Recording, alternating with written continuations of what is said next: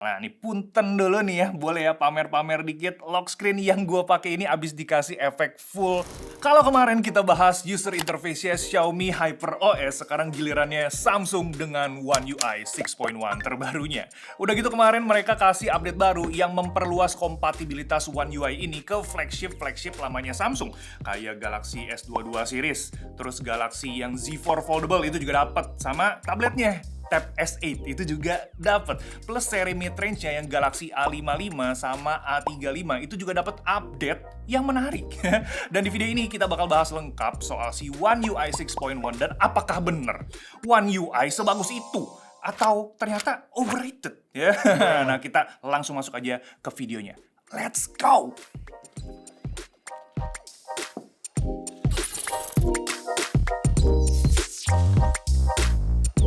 Sebelum masuk ke pembahasan lengkapnya, kita cek dulu daftar device-device Samsung apa aja yang kompatibel atau udah dapat update ke One UI 6.1 terbaru di list yang ada di sini.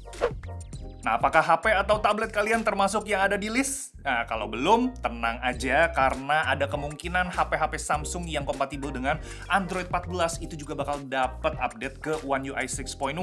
Atau simpelnya Galaxy M series sampai Galaxy A series 2 tahun ke belakang. Nah, buat HP yang gua pakai buat experience One UI 6.1 sendiri itu ada Galaxy A55 sama Galaxy S24 Ultra.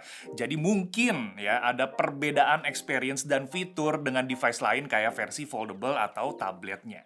Nah, pas pertama gue coba One UI 6.1, yang langsung kepikiran di otak gue itu cuma satu kata ya, yaitu eksklusif. Ya, jadi kalau kita perhatiin lagi memang nih ya, Samsung ngebagi fitur di One UI 6.1 tergantung sama device yang kita gunakan. Simpelnya flagship atau non-flagship. Terutama pada fitur Galaxy AI yang sebelumnya kita bahas di Galaxy S24 series. Jadi berasa kayak nonton konser nih, kalau kita beli yang lebih mahal itu kan dikasih fitur sama kenyamanan yang lebih baik. Sedangkan yang murah ya dapat fasilitas yang standar, tapi overall experience tetap sama-sama aja sebenarnya. Nah, apa detail-detail perbedaan kalau pakai One UI 6.1 di Galaxy A55 ataupun Galaxy S24 Ultra, kita bahas di video ini. Jadi buat yang penasaran, nonton terus sampai habis dan jangan lupa buat di like dan share video ini kalau kalian belum.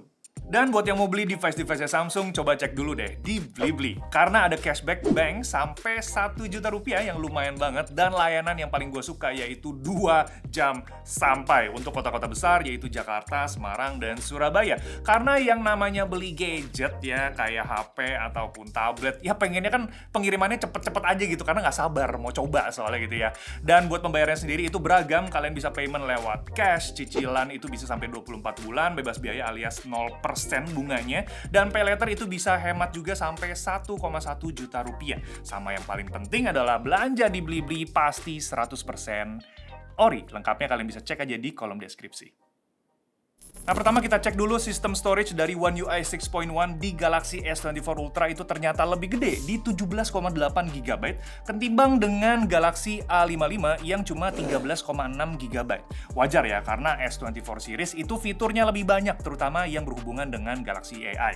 Walau gitu, sebenarnya yang paling menarik dari One UI 6.1 itu bukan cuma Galaxy AI-nya aja, tapi visualnya terutama pada wallpaper home screen dan lock screen. Ya.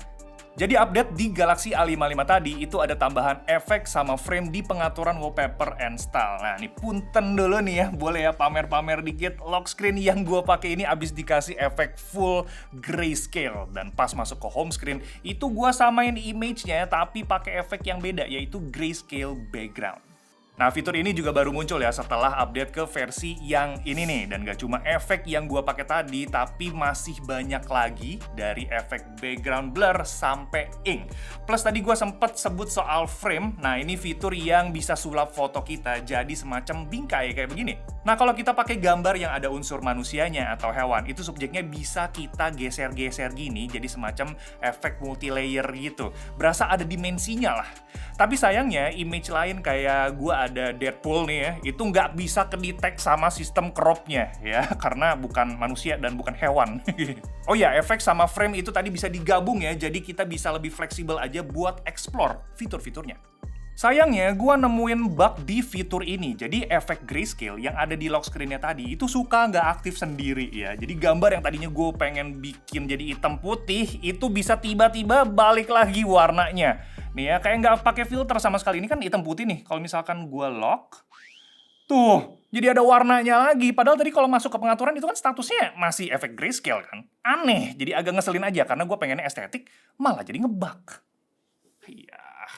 Oh ya, di lock screen ini ada kolom widgets yang bisa kita isi sampai 4 widgets. Gue sendiri ini isinya 3 widgets aja, yaitu air quality, upcoming event, sama health. Nah, clock style ini juga bisa kita ganti fontnya, bahkan sampai disediain store-nya sendiri ya. Jadi ada font yang berbayar, ada juga yang gratis. Kalian tinggal pilih aja. Nah, bedanya kalau di Galaxy S24 Ultra itu ada pilihan kreatif di pengaturan wallpaper yang bisa kita kasih ambient gitu kayak ala-ala hujan atau cerah gitu. Sama bisa ngegenerate gambar juga yang dibuat sama AI. Tapi favorit gua sih sebenarnya fitur AOD-nya nih, karena kita bisa ngebawa wallpaper yang ada di lock screen tadi biar bisa muncul juga di always on display. Plus bisa ilangin juga background-nya kayak begini nih, keren banget ya. Sayangnya, efek ini tuh berpengaruh juga ke penggunaan baterai yang lebih boros. Jadi per jamnya itu habis sekitar 1-2%, atau dalam sehari itu kira-kira habis 30% cuma buat AOD-nya aja. Nah, overall, looks dari One UI 6.1 itu kreatif dan beda dari OS lainnya. Plus kita bebas ngedesain looks HP-nya sesuai dengan selera kita masing-masing. Dan moga-moga Samsung bisa aware ya sama bug lock screen tadi dan bisa diperbaiki lewat update software. Nah, selama gue pakai HP-nya buat harian, kayak buat kerja atau entertainment, kayak gonta-ganti apps sama akses notifikasi, itu juara ya. Jadi smooth banget movement-nya, dan clean juga nih perpindahan transisinya. Gue biasa itu pakai pop-up window kalkulator buat hitung-hitung belanjaan atau pengeluaran. Itu lebih simple ya di One UI 6.1. Jadi tinggal drag and drop aja dari edge panel ke layar gitu ya. Dan kalau mau diumpetin itu tinggal dilempar aja ke samping. So far dari animasi buka tutup apps sampai buka multiple apps itu selalu smooth ya, pakai Galaxy A55 yang Exynos ataupun Galaxy S24 Ultra yang pakai Snapdragon itu sama-sama bisa optimal dan stabil operating sistemnya. Oh ya, thank you juga buat update desain di notification bar, karena sebelumnya di One UI 4 yang ada di Galaxy S10 Plus gua itu ada ruang mubazir di bagian atasnya ya. Jadi dipakai buat info waktu doang. Nah, sekarang itu diisi sama shortcut comment, jadi lebih efisien ruang dan dikasih separasi juga antar toggle-nya. Jadi rapi banget.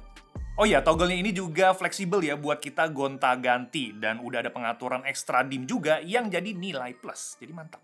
Pop-up notification ini juga fleksibel banget buat kita atur mau ditampilin secara detail ataupun sekilas aja, itu terserah. Kalau gue sendiri itu gue pakai notifikasi yang singkat, jadi lebih less distraction aja soalnya ketimbang yang versi default yang bisa sampai kayak nutupin setengah layar gitu. Plus kita bisa kasih style gitu buat peringatan notifikasi, kayak ada bubble sampai yang lebih simple yaitu spotlight. Intinya, buat pemakaian harian, entah itu di Galaxy A55 ataupun Galaxy S24 Ultra, Samsung bener-bener maksimalin experience-nya ya. Jadi HP yang harganya 6 jutaan, itu bisa sama-sama smooth ya, dan berasa kayak flagship aja. So, good job, Samsung. Nah, nggak afdol rasanya kalau bahas One UI 6.1, tapi kita nggak mention soal Galaxy AI. Nah, sebelumnya ini kita udah bahas topik ini di video seharian bersama Galaxy S24 Ultra, kayak buat penggunaan summarize, click tools, search, dan banyak lagi lah yang bisa kalian cek di video yang ada di sebelah sini. Tapi sebenarnya ada satu fitur nih yang gua belum coba dan bikin penasaran juga, yaitu writing style. Jadi gini, sistem AI-nya ini itu bisa kasih kita rekomendasi gaya chatting atau gaya email gitu ya. Berasa kayak ada guru aja buat revisiin kalimat kita. Mau dibikin formal atau gaul itu bisa. Ini fitur yang buat gua pribadi nih itu bisa ngebantu banget, apalagi kalau pakai bahasa asing, misalkan bahasa Inggris gitu ya. Karena gua orangnya agak sulit aja gitu buat ngerangkai pakai kata atau pakai bahasa Inggris pas lagi chatting ataupun email gitu ya. Jadi dari titik koma sampai penggunaan bahasa itu bisa dikasih rekomendasi sama si AI-nya itu. Nah, walaupun gitu, fitur ini masih banyak kurangnya sebenarnya. Jadi kadang ngerangkai katanya itu kurang bagus sama belum bisa ngebaca bahasa gaul. Nah, buat fitur-fitur AI di Galaxy A55 sendiri itu ada di bagian galeri. Kita bisa kasih efek portrait ke foto, sama bisa maksimalin foto juga pakai masterize. Jadi hasilnya lebih cerah aja gitu, ready to post. Intinya, Samsung udah nyediain fitur Galaxy AI buat ngebantu kita kayak mempermudah kerjaan dari transkrip audio, terus summarize text, sampai kasih rekomendasi tulisan lewat writing style. Tapi buat sekarang, Galaxy AI itu masih jauh dari sempurna ya. Masih banyak hasil buatan dari AI itu yang kurang oke. Kayak tadi, si writing style itu. Tapi gimana pandangan kalian soal artificial intelligence ini? Tulisin di kolom komentar, oke? Nah, fitur lain di HP-nya kayak Game Booster feature itu tetap ada buat gaming. Ini gua pakai juga buat monitoring performance HP pas lagi gaming sama timer waktu pas main biar nggak bablas aja. Sama sistem wireless sharing itu juga sekarang udah berubah semua ke quick share. Kalau kalian perhatiin di HP-HP Android kalian, semuanya sekarang udah quick share. Nah, ini based on Samsung. Dan sistem keamanan juga lebih mateng nih, terutama buat di Galaxy A55 dengan sistem Knox Vault-nya. Ini fitur yang sebelumnya ada di HP flagship kayak di S24 juga ini udah ada, dan sekarang diturunin ke mid range-nya. Tapi lengkapnya ini gue lanjutin aja di review sebulan bareng si Galaxy A55, oke? Jadi pantau terus YouTube Best Inotech dan subscribe kalau belum.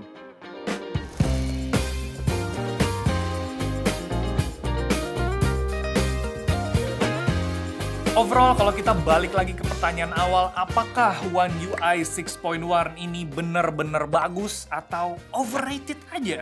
Menurut gua bener ya, One UI 6.1 itu salah satu user interface terbaik saat ini. Kuncinya ada di praktis dan stabil. Buat gua pakai harian, so far ini nyaman ya pakai One UI 6.1. Bahkan berasa banget perbedaannya setelah kemarin gua pindah dari Samsung ke HP-nya Nothing. Walaupun sebenarnya One UI ini juga nggak perfect amat ya, karena masih ada bug-nya juga kok kalau kalian pakai sehari-hari. Misalkan kalau tadi gua itu di bagian lock screen-nya. Tapi overall, experience dari smoothness dan animasi itu bisa bikin HP harga 6 jutaan rasa premium. Dan keep in mind juga kalau One UI 6.1 itu dibedakan fiturnya ya, tergantung dengan device yang kalian gunakan. Yang pakai flagshipnya Samsung itu dapat eksklusif juga fitur yang nggak diturunin ke HP kelas mid-range-nya. Tapi gimana menurut kalian soal One UI 6.1? Next kita bahas user interface apalagi nih? Coba tulisin aja di kolom komentar. Sip, kalau kalian suka video ini jangan lupa buat di like, subscribe, dan share. Kita ketemu lagi di video user interface lainnya. Mungkin mau apa? Mau Vivo, mau Huawei, kalian tulisin aja udah di kolom komentar. Oke? Ciao.